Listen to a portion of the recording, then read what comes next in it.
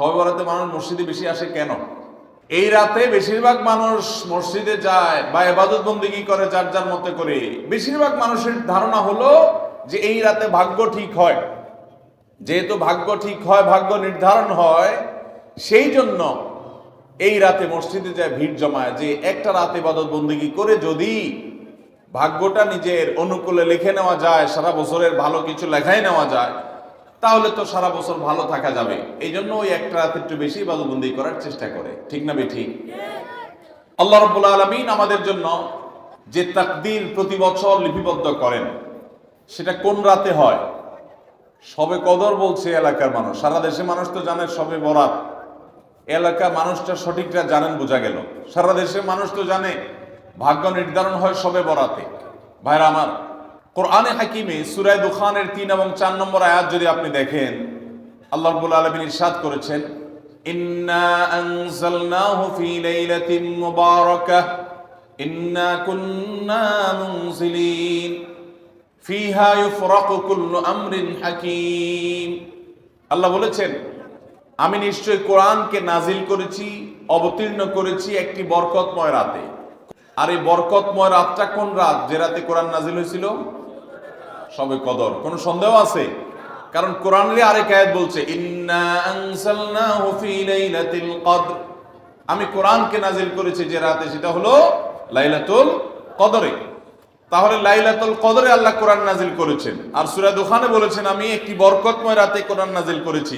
তাহলে এখানে বরকতময় রাত বলতে যে লাইলাতুল কদরকে বোঝানো হয়েছে, সেটা দিনের আলোর মতো পরিষ্কার। ঠিক কিনা বলেন?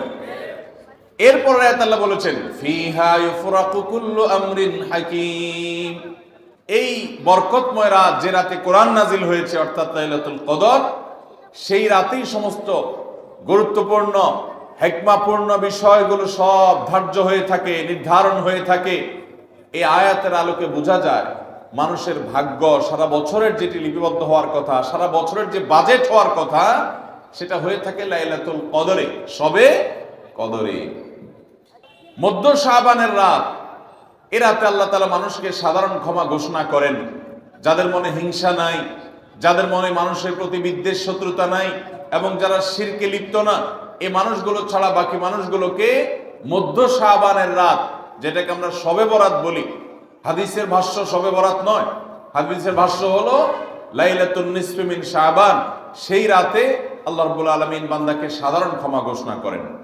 এটা একটা ভিন্ন বিষয়, কিন্তু বছরের সবচেয়ে শ্রেষ্ঠ রাত হলো লাইলাতুল কদর, যেই রাতে আল্লাহ তাআলা বান্দার ভাগ্য ঠিক করেন। এই রাতে যে ভাগ্য আল্লাহ নির্ধারণ করে থাকেন, সেই নির্ধারণটা যেন আমাদের অনুকূলে হয়, সেই নির্ধারণটা যেন আমাদের জন্য কল্যাণকর হয়। আল্লাহ যেন আমাদের ভাগ্যে ভালো কিছু লেখেন, খারাপ কিছু যেন না লেখেন। আল্লাহ যেন তাকদীরে আমাদেরকে ভালো কিছু দেন, মন্দ কিছু থেকে বাঁচিয়ে রাখেন। সেজন্য আমরা সবাই কামনা করি কি করি না? শুধু করি তা না, শবে বরাতে যত মানুষ মসজিদে আসে আমাদের দেশে, সারা বছরের অন্য কোন রাত, দিন, অন্য কোন সময় এত মানুষ মসজিদে আসে, কারণ কি? শবে বরাতে মানুষ মসজিদে বেশি আসে কেন? কি কারণে আসে বলেন দেখি? একজনকে সিন্নি খাওয়ার জন্য না, সিন্নি তো অন্য দিনও দেয়। এই রাতে বেশিরভাগ মানুষ মসজিদে যায় বা ইবাদত বন্দেগী করে যার যার মতে করে। বেশিরভাগ মানুষের ধারণা হলো যে এই রাতে ভাগ্য ঠিক হয়। যেহেতু ভাগ্য ঠিক হয়, ভাগ্য নির্ধারণ হয়, সেই জন্য এই রাতে মসজিদে যায়, ভিড় জমায় যে একটা রাতে ইবাদত বন্দেগী করে যদি ভাগ্যটা নিজের অনুকূলে লিখে নেওয়া যায়, সারা বছরের ভালো কিছু লেখাই নেওয়া যায়, তাহলে তো সারা বছর ভালো থাকা যাবে। এই জন্য ওই একটা রাত একটু বেশি ইবাদতবন্দি করার চেষ্টা করে। ঠিক না বেঠিক? ভাইরা আমার, প্রথম কথা হলো ভাগ্য নির্ধারণ এই রাতে নয়, বরং লাইলাতুল কদরে হয়। দ্বিতীয় কথা হলো ভাগ্য নির্ধারণের জন্য একটা রাত মসজিদে গিয়ে ইবাদত বন্দেগী করলেই আমার ভাগ্য নির্ধারিত হয়ে যাবে বা ভাগ্য ভালো কিছু লেখা হয়ে যাবে ভাগ্যে, এরকম কোন কথা কোরআন বা হাদিস থেকে পাওয়া যায়? কোরআন হাদিসে কি পাওয়া যায়?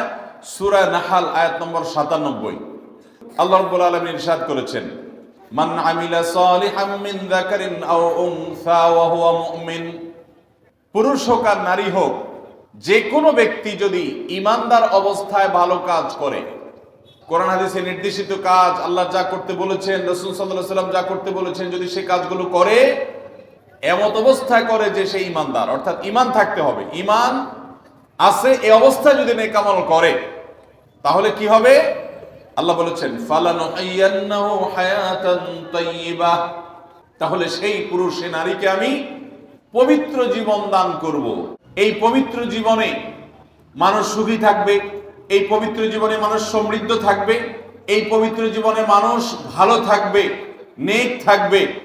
ওয়ালানাজজিয়ান্নাহুম আজরাহুম বিআহসানি মা কানু ইয়ামালুন, এবং এই ইমানদার নারী পুরুষরা যদি নেক আমল করে, ভালো কাজ করে যদি সব সময়, তাহলে সেক্ষেত্রে আল্লাহ বলেছেন তারা যে ভালো কাজ করেছে ওইটার সবচেয়ে উত্তম বিনিময় আমি তাদেরকে দান করব। তাহলে এই আয়াত থেকে প্রমাণ হয়, যদি কেউ ঈমান আনার পর নেকামল করতে থাকে, নেকামল করতে থাকে, একদিনের নেকামল নয়, এক রাতের নেকামল নয়, সারা বছর জুড়ে, সারা জীবন ধরে ভালো কাজ করার চেষ্টা যদি কেউ করে, আল্লাহ তাআলা তাকে পবিত্র জীবন দিবেন, সৌভাগ্যবান মানুষের জীবন দিবেন, সুখী মানুষের জীবন দিবেন। এখান থেকে বোঝা যায় কি, ভাগ্য নির্ধারণের জন্য এক রাত আমল করতে হবে নাকি সারা বছর? সূরা আরাফ আয়াত নম্বর 96, ওয়ালাউ আন্না আহলাল কুরা আমানু ওয়াত্তাকাউ, যদি কোন জনপদের লোকেরা ঈমান আনে আর তাকওয়া অবলম্বন করে। তাকওয়া কি? তাকওয়া হলো আল্লাহর ভয়ে সে আল্লাহর নির্দেশগুলো মানে আর হারামগুলো বর্জন করে, এরকম যদি কেউ করে, লাফাতাহনা আলাইহিম বারাকাতিম মিনাস সামাই ওয়াল আরদ, আল্লাহ বলেছেন তাহলে ওই ব্যক্তিকে আসমান এবং জমিন থেকে সমস্ত বরকত সমূহের দুয়ার সবগুলো তার জন্য খুলে দেওয়া হবে। তাহলে বোঝা গেল মানুষের জীবনে বরকত নাজিল হবে, মানুষ সুখে থাকবে, ভালো কিছু তার তাকদিরে লেখা হবে। তখন যখন বান্দা নেক আমল করে, যখন বান্দা গুনাহ থেকে বাঁচে, তাকওয়া অবলম্বন করে, তখন তার ওই এক রাত্রে গিয়ে আলাদা কিছু দোয়া বা বিশেষ পদ্ধতির কোনো জিকির আজকার এটার প্রয়োজন হয় না, বরং সে সারা বছর জুড়ে আল্লাহ তাআলা তার নসিবে ভালো কিছু লেখেন, যদি সে বছর জুড়ে সারা জীবন ধরে নেক আমল করে গুনাহ থেকে বাঁচে। ভাইরা আমার, ধরুন আপনার বাসায় দুটা মেশিন আছে, সেলাই মেশিন আছে। আপনার যেই মেশিনটা ভালো, এটা দিয়ে আপনার কাজ হয়, প্রোডাকশন হয়, ওই মেশিনটাকে তেল মোবিল আপনি ঠিক মতো দিবেন কি দিবেন না? যেহেতু ওইটা সার্ভিস দেয় আপনাকে, ওখান থেকে আপনার প্রোডাকশন হয়, ভালো কিছু অর্জিত হয়, সেজন্য আপনি অটোমেটিকলি সেটার জন্য বিদ্যুৎ সাপ্লাই দিবেন, গ্যাস লাগলে গ্যাসের সাপ্লাই যে মেশিনের জন্য দরকার সেটা দিবেন, তেল মোবিল যা যা দেওয়া দরকার সেটা দিবেন, নষ্ট হলে সাথে সাথে ওটা ঠিক করাবেন, যা যা দরকার সব ব্যবস্থা আপনি করবেন। কারণ মেশিনটা আপনার প্রোডাক্টিভ, মেশিনটা আপনার প্রোডাকশন দিচ্ছে, এখান থেকে ভালো কিছু পাওয়া যাচ্ছে, সেজন্য আপনি এটা দিবেন। আরেকটা মেশিন যদি হয় যে মেশিন থেকে আপনার কোনো সার্ভিস আপনি পান না, প্রোডাকশন দেয় না, মেশিনটা নষ্ট হয়ে অকেজো হয়ে পড়ে আছে, তাহলে ওই মেশিনে কি আপনি বিদ্যুৎ সাপ্লাই দিবেন? ওখানে কি আপনি অন্য যা দরকার আছে, তেল মোবিল নিয়মিত দেওয়া, এগুলো কি আপনি করবেন? করবেন না। হ্যাঁ, ওইটার জন্য মাসে মাসে কিস্তি যদি দেওয়ার দরকার হয়, আগে থেকে কিনা থাকে, তাহলে আপনি আজকে কিস্তি পরিশোধ করবেন। অন্য কিছু আগে থেকে করা দরকার আছে, সেটা আপনি করবেন।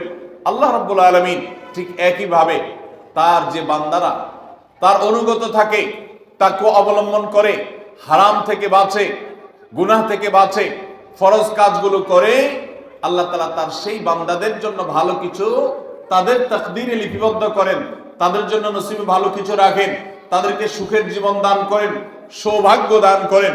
আল্লাহ তাআলা প্রকৃত প্রশান্তি মনের সেটা দান করেন আল্লাহর ঈমানদার এবং নেককার বান্দাদেরকে, আমলে সালেহ করাওয়ালা বান্দাদেরকে, মুত্তাকি পরহেজগার বান্দাদেরকে। আর যারা আল্লাহর এই আনুগত্য করে না, যারা আল্লাহ রাব্বুল আলামিনের প্রতি ঈমান আনে না, যারা নেক আমল করে না, যারা তাকওয়া অবলম্বন করে না, এই মানুষগুলো তাদেরকে আল্লাহ তাআলা ওই দুনিয়াতে বেঁচে থাকার জন্য, দুনিয়া সিজনুল মুমিন ওয়া জান্নাতুল কাফির হাদিসে আসছে, ঈমানদারের জন্য হলো জেলখানা আর কাফিরের জন্য জান্নাতের মতো যা খুশি করতে পারে। আল্লাহ তাআলা তাকে কিছু রিজিক দিয়ে বাঁচায় রাখেন, কিন্তু এই রিজিকের কোনো মূল্য আল্লাহর কাছে নাই। নবী করিম সাল্লাল্লাহু আলাইহি সাল্লাম বলেছেন, যদি দুনিয়া এবং দুনিয়ার মধ্যে যা কিছু আছে এগুলো যদি মাছির ডানার মতো মূল্য রাখতো, তো আল্লাহ তাআলা দুনিয়াতে আল্লাহর প্রতি অবিশ্বাসী কাউকে এক ঢোক পানিও পান করতে দিতেন না। এখান থেকে বোঝা গেল এই দুনিয়া যত কিছু আমরা ভোগ করি এগুলো আল্লাহ রাব্বুল আলামিনের কাছে এগুলো 2 পয়সার কোনো দাম নাই। বিশেষ করে যারা আখিরাতে বিশ্বাসী না, যারা আল্লাহর প্রতি ঈমান নাই, সে কাফেরদের জন্য এগুলো আল্লাহ তাআলা দিয়ে থাকেন, কারণ এগুলো সামান্য সময়ের ভোগ, অনন্ত অসীমকালের সুখ এবং দুনিয়ার প্রকৃত প্রশান্তি এটা আল্লাহ শুধু তার ঈমানদার বান্দাদের জন্যই বরাদ্দ করে রেখেছেন।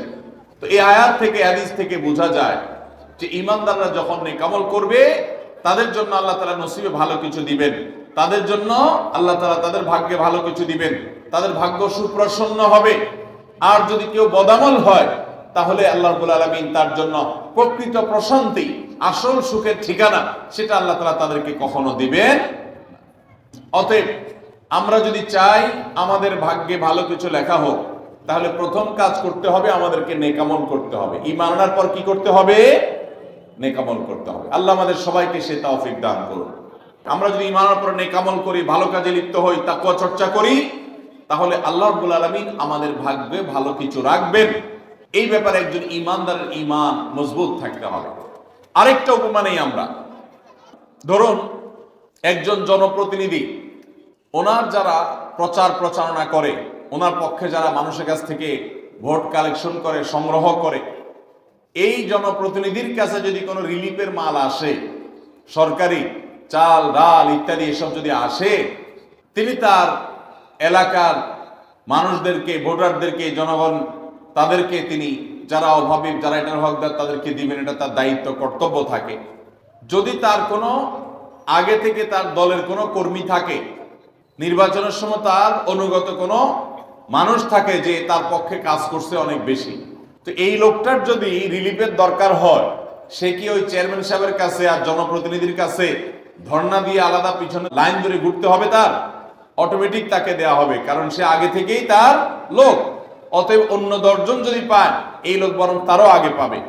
ঠিক একইভাবে যে সারা বছর জুড়ে নেক আমল করে, তাকওয়া অবলম্বন করে, গুনাহ থেকে বাঁচে, আল্লাহর আনুগত্য করে, আল্লাহর আদেশ নিষেধগুলো মেনে চলে, 5 ওয়াক্ত নামাজ পড়ে, হালাল হারাম বাজ বিচার করে চলে, আল্লাহর ভয় অন্তরে লালন করে, ওই আল্লাহর বান্দাকে আল্লাহ যখন ভাগ্য লিপিবদ্ধ করবেন, আল্লাহ যখন বাজেট ঘোষণা করবেন, তখন আল্লাহ তাআলা তার সেই ঈমানদার, সেই মুত্তাকি বান্দার জন্য বাজেট রাখবেন ভালো। এটা তো বলার অপেক্ষা রাখে? অতএব ভাগ্য সুপ্রসন্ন হওয়ার জন্য, ভাগ্যে ভালো কিছু লেখা হওয়ার জন্য এক রাতের ইবাদত নয়। এই সমস্ত আয়াত, হাদিস, উপমা থেকে আমরা বোঝাবার চেষ্টা করছি যে আমাদেরকে করতে হবে সারা বছর জুড়ে ভালো কাজের চর্চা, নেক আমলের চর্চা। তাহলে আমরা নেক আমলের মাধ্যমে আল্লাহ রাব্বুল আলামিনের কাছ থেকে ভালো কিছুর ফয়সালা পাবো ইনশাআল্লাহ। মোহতারাম হাজরিন, আমরা অনেকে দোয়ার জন্য অনেক অস্থির হই, পেরেশান হই যে অমুক হুজুর যেন আমার জন্য একটু দোয়া করে দেন, ইমাম সাহেব আমার জন্য একটু দোয়া করে দেন। বড় কোনো আলেম পাইলে আমরা দোয়ার জন্য অনেক চেষ্টা করি যে ভাই আপনি একটু আমার জন্য দোয়া করে দেন। এটা ভালো, এটা খারাপ কিছু না। আমরা যারা এক রাতে আমল ইবাদত করে আমাদের ভাগ্যের ভালো কিছু লেখানোর জন্য চেষ্টা করি, আমি সেই ভাইদেরকে বলতে চাই, সারা দুনিয়ার সমস্ত ভালো মানুষ, সকল নেক মানুষ, এমনকি মক্কা মদিনার ইমাম সাহেবরা, হারামাইনের ইমাম খতিবগণ, সারা দুনিয়ার সকল আল্লাহওয়ালা, নেককার এবং ভালো মানুষ যারা আছেন, আব্দুস সালেহ যারা আছেন, আল্লাহর ওলি যারা আছেন, তাদের সবার দোয়া আমরা পাইতে চাই। একটা সহজ উপায় আছে, সেটা কি? এই এতক্ষণ যেটা বললাম, অর্থাৎ আপনি যদি নিজেকে ভালো মানুষ হিসাবে গড়ে তোলার জন্য চেষ্টা করেন, আপনি 5 ওয়াক্ত নামাজ পড়বেন, আল্লাহর হুকুম মতো চলবেন, আপনি হারাম থেকে বাঁচার জন্য সংগ্রাম যুদ্ধ চালাবেন, আপনি হক হালালি চলার চেষ্টা করবেন, আপনি তাকওয়ার উপরে চলার চেষ্টা করবেন। যদি আপনি এটা করেন, তাহলে অটোমেটিকলি সারা দুনিয়ার সমস্ত নেককার মানুষদের দোয়া একবার না, বারবার বারবার, হাজার হাজার, লক্ষ লক্ষ বার আপনি পেতে থাকবেন। কিভাবে? আমরা নামাজের মধ্যে আত্তাহিয়াতু পড়ি কি পড়ি না? এই আত্তাহিয়াতুর মধ্যে একটা কথা আছে, আসসালামু আলাইনা ওয়া আলা ইবাদিল্লাহিস সালিহিন। এর অর্থ কি? এর অর্থ হলো, হে আল্লাহ, নামাজের মধ্যে নামাজরত অবস্থা দোয়া, এখানে দোয়া করছে মুসল্লি, হে আল্লাহ, আসসালামু আলাইনা, আল্লাহ আমার প্রতি শান্তি বর্ষিত হোক, আমাদের প্রতি শান্তি বর্ষিত হোক, ওয়া আলা ইবাদিল্লাহিস সালিহিন, এবং আল্লাহর যত নেককার বান্দা আছে সারা পৃথিবীতে, সারা দুনিয়াতে যত নেককার বান্দা আল্লাহর আছে, যারা ভালো কাজ করার চেষ্টা করে, যারা হক হালালি চলার চেষ্টা করে, যারা হারাম উপার্জন করে না, যারা হারাম জিনিস দেখে না, হারাম জিনিস ধরে না, হারাম খায় না, হারাম কথা বলে না, হারাম জায়গায় যায় না, হারাম কাজ করে না, 5 ওয়াক্ত নামাজ পড়ে, যাকাত ফরজ হলে যাকাত দেয়, হজ ফরজ হলে হজ করে, রমজান আসলে রোজা রাখে, সকল ফরজ কাজগুলো করে, এক কথায় কোরআন হাদিসকে মেনে চলার চেষ্টা করে যারা, তার জীবনের অক্ষরে অক্ষরে প্রতিটা পদক্ষেপে, এদেরকে বলা হয় নেককার বান্দা। নামাজে আত্মাহতে প্রত্যেকটা মুসল্লি সারা পৃথিবীর সমস্ত প্রান্ত থেকে আল্লাহর কাছে দোয়া করে, আসসালামু আলাইনা ওয়া আলা ইবাদিল্লাহিস সালিহিন, আল্লাহ আমাদের প্রতি তো শান্তি বর্ষিত করবেনই, সেই সাথে আপনার নেককার বান্দা যারা আছেন, যা সারা দুনিয়াতে, এই সকল নেককার বান্দাদের প্রতি আপনি শান্তি বর্ষিত করেন। এই দোয়া প্রত্যেকটা মানুষ নামাজের মধ্যে করে কি করে না? তাহলে আপনি যদি নিজেকে নেককার বান্দা হিসাবে শামিল করতে পারেন, আপনি যদি নিজেকে আল্লাহর হুকুম এবং আল্লাহর আনুগত্য করানোওয়ালা মানুষ হিসাবে গড়ে তুলতে পারেন, তাহলে অটোমেটিকলি আপনি সারা দুনিয়ার সমস্ত নেককার মানুষদের দোয়া পেয়ে যাবেন। আল্লাহ আমাদের সবাইকে সে তৌফিক দান করুন। ভাইরা আমার, নেককারদের জন্য অটোমেটিকলি দোয়া হয়। শুধুমাত্র আল্লাহর নেককার বান্দা মানুষরা না, ফেরেশতারা দোয়া করে। আল্লাহর সকল নেককার মানুষদের দোয়া আমরা অটোমেটিক পাবো। তাহলে আমাদের ভাগ্যে যেন ভালো কিছু লেখা হয়, তার জন্য আমাদের যে আমলটা করতে হবে তা হলো আমলে সালেহ। সারা বছর জুড়ে, সারা জীবন জুড়ে আমাদেরকে খুঁটে খুঁটে খুঁটে কোনটা কোনটা ভালো কাজ সেগুলো করার চেষ্টা করতে হবে, কোনটা কোনটা খারাপ কাজ, গুনাহের কাজ, সেগুলো থেকে বাঁচার চেষ্টা করতে হবে। তাহলে আমাদের ভাগ্যে ভালো কিছু লেখা হবে ইনশাআল্লাহ। সহিহ বুখারীর একটি হাদিস থেকে আমরা আমাদের নসিবে ভালো কিছু আল্লাহ তাআলা লিপিবদ্ধ করবেন এরকম একটি আমলের কথা আমরা জানি। সকল সাধারণ নেক আমলের মধ্যে সেটা শামিল আছে, এটাকে আলাদা করে নবী সাল্লাল্লাহু আলাইহি ওয়াসাল্লাম বলেছেন। সেটা কি? তিনি বলেছেন, মান সাল্লাহু আইয়ুবসাতা লাহু ফি রিজকিহি আও ইউনসা লাহু ফি আথারিহি ফালইয়াসিল রাহিমাহ। মান সাল্লাহা লাহু আইয়ুবসাতা লাহু ফি রিজকিহি আও ইউনসা লাহু ফি আথারিহি, যে ব্যক্তি চায় তার রিজিককে প্রশস্ত করে দেওয়া হোক, তার রিজিকে বারাকা দেওয়া হোক এবং তার হায়াত বৃদ্ধি করে দেওয়া হোক, এটা যে চায়, ফালইয়াসিল রাহিমাহ, সেই জন্য তার রক্ত সম্পর্কীয় আত্মীয়দের সাথে সুসম্পর্ক বজায় রাখে, সেই জন্য তার রক্ত সম্পর্কীয় আত্মীয়দের সাথে সম্পর্ক সবসময় জুড়ে রাখে, সম্পর্ক যেন ভালো রাখে, তাদের সাথে সম্পর্ক যেন ছিন্ন না করে। তাহলে সেক্ষেত্রে তার হায়াত এবং তার রিজিকের মধ্যে বরকত দেওয়া হবে, কল্যাণ দেওয়া হবে, লিপিবদ্ধ করা হবে, এই ফয়সালা তার জন্য করা হবে। এই হাদিস থেকে বোঝা যায় যে আমাদের হায়াত, আমাদের রিজিকের মধ্যে বরকত হবে, কল্যাণ হবে, ভাগ্যে নসিবে ভালো কিছু আল্লাহ তাআলা দিবেন যদি আমরা রক্ত সম্পর্কীয় আত্মীয়দের সাথে সুসম্পর্ক বজায় রাখি। আজকাল আমাদের সমাজে অনেক মানুষ আছেন যে নামাজ রোজা করেন, ওয়াজ মাহফিলে যান, কোরআন তেলাওয়াত করেন, জিকির আজকার তাসবিহ তেলাওয়াত করেন, কিন্তু নিজের রক্ত সম্পর্কীয় আত্মীয়দের সাথে সম্পর্ক ভালো নেই। আছে না নাই? আপনার আত্মীয় যদি নিজে থেকে সম্পর্ক ছিন্ন করে চলে যায় তাহলে তো আর আপনার দোষ নাই, কিন্তু আপনি নিজে থেকে কখনো আপনার রক্তের যে আত্মীয়, যাদের সাথে রক্তের সম্পর্ক আছে, এরকম কারোর সাথে সম্পর্ক ছিন্ন করতে পারবেন না। এটা হারাম। নবী করিম সাল্লাল্লাহু আলাইহি ওয়াসাল্লাম বলেছেন, যে ব্যক্তি আত্মীয়তার সম্পর্ককে রক্ষা করবে আল্লাহ তাআলা তাকে রক্ষা করবেন, যে আত্মীয়তার সম্পর্ক ছিন্ন করবে, তাকে ত্যাগ করবে, আল্লাহ তাআলা ওই ব্যক্তিকে ছিন্ন করবেন। এই জন্য আত্মীয়তার সম্পর্ক রক্ষা করা এটা আমাদের ভাগ্য সুপ্রসন্ন হওয়ার অন্যতম মাধ্যম। আত্মীয়তার সম্পর্ক রক্ষা করা বলতে কাদের সাথে সম্পর্ক বজায় রাখতে হবে? যাদের সাথে রক্তের সম্পর্ক আছে আপনার। তারা কারা? আপনার শরীরে আপনার বাবার রক্ত আছে, রক্ত সম্পর্কীয় আত্মীয়। আপনার বাবার সাথে আপনার ব্লাডের কানেকশন আছে, আপনার মায়ের সাথে আপনার ব্লাডের কানেকশন আছে, এবং মায়ের সাথে ব্লাডের কানেকশন থাকার কারণে মায়ের দিককার আত্মীয় আপনার মামা, আপনার খালা, আপনার নানা নানি, তারা হলো আপনার রক্ত সম্পর্কীয় আত্মীয়। ঠিক একইভাবে আপনার বাবার দিককার রক্ত সম্পর্কীয় আত্মীয় হলেন আপনার দাদা দাদি, আপনার চাচা, আপনার ফুফু এবং চাচাতো ভাই বোন, ফুফু যিনি তার রক্ত আপনার বাবার রক্ত এক, সেজন্য তারা রক্তের আত্মীয়।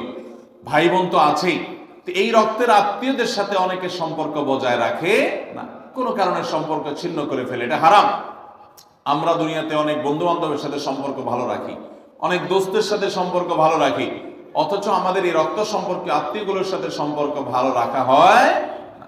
মোহতারাম হাজিরিন, আমাদের নসিবে আল্লাহ ভালো কিছু দেখ, আমরা সবাই চাই কি চাই না? তাহলে শবে বরাতে রাতভর আপনি দোয়া জিকির আজকার করলেন, কান্নাকাটি করলেন, আর মিলাদ মাহফিল করলেন, আশা করলেন আপনার ভাগ্যে ভালো কিছু লেখা হবে। আপনার ভাগ্যে ভালো কিছু লেখা হবে না যদি আপনি আপনার রক্ত সম্পর্কে আত্মীয়র সাথে সম্পর্ক ছিন্ন করে বসে থাকেন। কারণ আপনার জীবনে, আপনার রুজিতে, আপনার ইনকামে, উপার্জনে বরকত হওয়ার পূর্ব শর্ত হলো আপনার এই রক্ত সম্পর্কে আত্মীয় স্বজনের সাথে সুসম্পর্ক বজায় রাখা। হ্যাঁ, তারা যদি সুসম্পর্ক বজায় রাখতে গেলে আপনার ক্ষতি করে, আপনাকে বিপদে ফেলে, তাহলে আপনি নিজেকে বাঁচাতে পারেন, আত্মরক্ষার জন্য আপনি দূরত্ব বজায় রাখতে পারেন।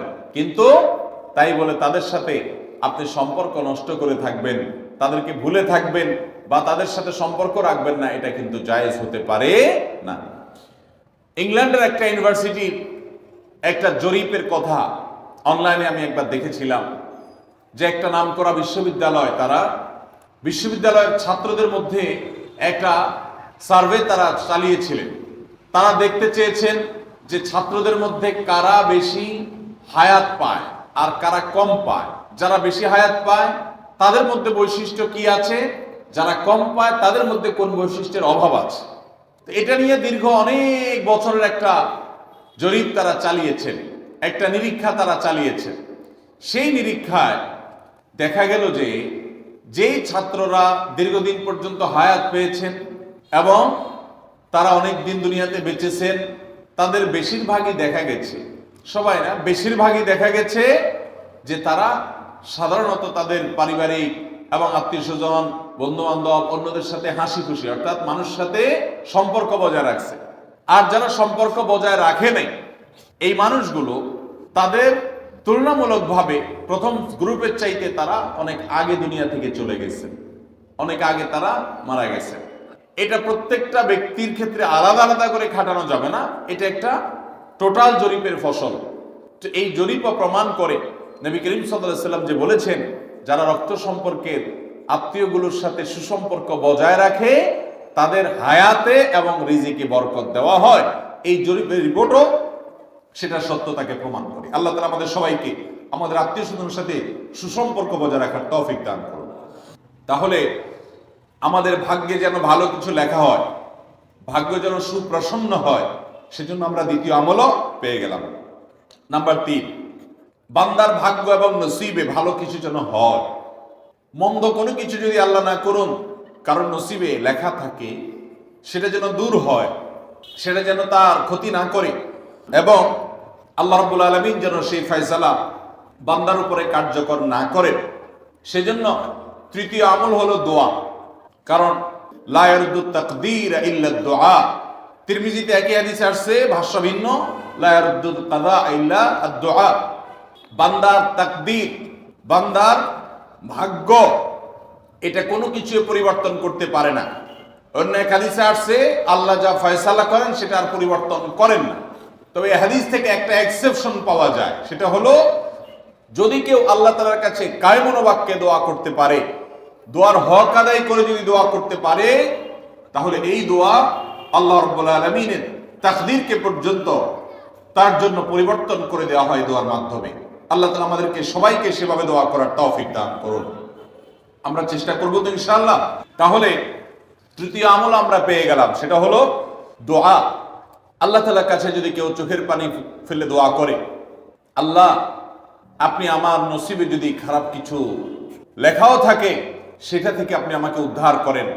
যদি কেউ দোয়ার হক আদায় করে দোয়া করতে পারে, দোয়া কবুলের জায়গাগুলোতে দোয়া করতে পারে, যথাযথভাবে দোয়া করতে পারে, দোয়ার শর্ত পূরণ করে দোয়া করতে পারে, কায়মন বাক্যে দোয়া করতে পারে, চোখের পানি ফেলে দোয়া করতে পারে, দোয়া এত বড় অস্ত্র, দোয়া এত বড় মাধ্যম, দোয়া এত বড় একটা উপায় যে এটা দিয়ে আল্লাহর লিখন, আল্লাহর তাকদীর, এটা আল্লাহর কাছ থেকে পরিবর্তন করিয়ে আনা যায় এই দোয়ার মাধ্যমে। অথচ এই দোয়াও আমরা বেশি মানুষ করতে পারি না। আমরা হুজুরদের দিকে চায় থাকি যে হুজুরদের সাথে আমরা শুধু আমিন আমিন বলবো, নিজেরা আল্লাহর কাছে দোয়া করবো এটা আমরা জানি না, অথচ আল্লাহ বলেছেন উদউনি আস্তাজিব লাকুম, তোমরা আমার কাছে দোয়া করো, আমি তোমাদের দোয়া কবুল করব। অতএব ভাইরা আমার, আমরা আল্লাহ রাব্বুল আলামিনের কাছে আমাদের ভাগ্যে যেন ভালো কিছু লেখা হয়, সেজন্য আল্লাহর কাছে বেশি বেশি করে দোয়া করব। এবং আমাদের তাকদীরে যদি কোনো ক্ষতিকর কিছু থাকে তো সেটা যেন আমাদের ক্ষতি না করে আল্লাহ রাব্বুল আলামিন যেন আমাদের প্রতি রহম করেন, এই মর্মে আমরা যদি দোয়া করি তো দোয়ার মাধ্যমে আল্লাহ তাআলা তাকদীরও পরিবর্তন করে। অবশ্য তাকদীরের মধ্যে দুইটা প্রকার আছে, একটা তাকদীরে মুবরাম আর একটা তাকদীরে গায়রে মুবরাম। তাকদীরে গায়রে মুবরাম যেটা, সেটা তাকদীর দোয়ার মাধ্যমে ফয়সালা আল্লাহ পরিবর্তন করেন। মুবরাম যেটা পরিবর্তন করেন না, অর্থাৎ যেটা চূড়ান্ত করেছেন আল্লাহ তাআলা আগে থেকে, সেটা পরিবর্তন করেন না। তবে বান্দার হায়াতের ক্ষেত্রে কোন কোন হাদিস থেকে জানা যায় আল্লাহ রাব্বুল আলামিন কোন নেক আমলের ফলে দোয়ার মাধ্যমে আল্লাহ রাব্বুল আলামিন অনেক সময় সেটাতে পরিবর্তন করেন এবং সেটাতে বারাকা দান করেন। অতএব আমাদেরকে তাকদীর ভাগ্য যেন সুপ্রসন্ন হয়, আমাদের নসিব যেন ভালো হয়, আল্লাহ যেন ভালো কিছু দান করেন, সেজন্য শবে বরাতে রাত ভরে ইবাদত বন্দিগি এই জন্য নয়, বরং আমাদের ভাগ্যে ভালো কিছু হওয়ার জন্য বছর জুড়ে আমাদেরকে নেক আমল করতে হবে। এক রাত ইবাদত বন্দি করলেন, সারা বছর কোন নফল নামাজ, ফরজ নামাজ, অন্যান্য ফরজ কাজ করলেন না, আর আপনি আশা করলেন যে আল্লাহ আপনার জন্য ভাগ্যে ভালো কিছু লিখে দিবে, এটা সঠিক নয়। আর ভাগ্যের নির্ধারণটা মূলত লাইলাতুল কদর, এটি বোঝা যায় সূরা দুখান থেকে, অন্যান্য সূরা থেকে। অতএব আমাদের সবাইকে আমাদের ভাগ্যে ভালো কিছু লেখার জন্য বেশি বেশি আমাদের 5 ওয়াক্ত ফরজ নামাজ সহ আল্লাহর সমস্ত ফরজ বিধানগুলো মেনে চলতে হবে, হারাম এবং গুনাহের কাজগুলো থেকে বেঁচে চলতে হবে, এবং সেই সাথে আমাদের সবাইকে বেশি বেশি করে বিশেষ করে নেককারদের কাতারে শামিল হতে হবে। আমি যত বেশি নেককার হতে পারবো, ওই যে নামাজে আত্মীয়তার মধ্যে নেককারদের দোয়া পাবো, আমার প্রতি শান্তি আল্লাহর এমনি বর্ষিত হবে।